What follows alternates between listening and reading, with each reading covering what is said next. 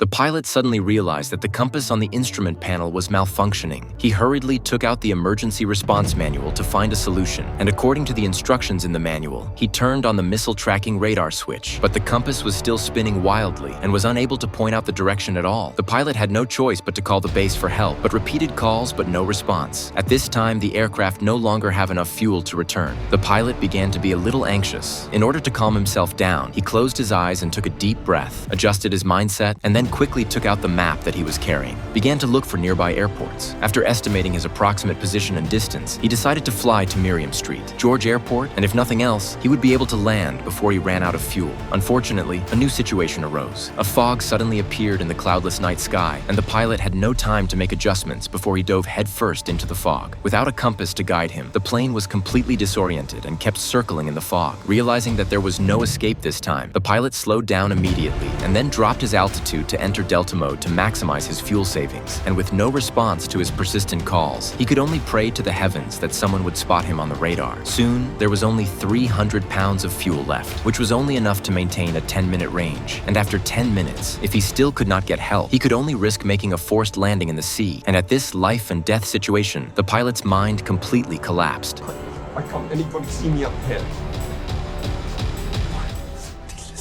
But soon he calmed down. Looking at the picture of his ex-girlfriend, he decided to fight to the death and use the spare fuel to make a forced landing on the sea. But the heavens seemed to have heard his prayers, and at the moment of life and death, he suddenly realized that an old mosquito fighter suddenly appeared in the clouds to his left and below, and he hurriedly radioed the other side to ask for help, but the other side was slow to respond.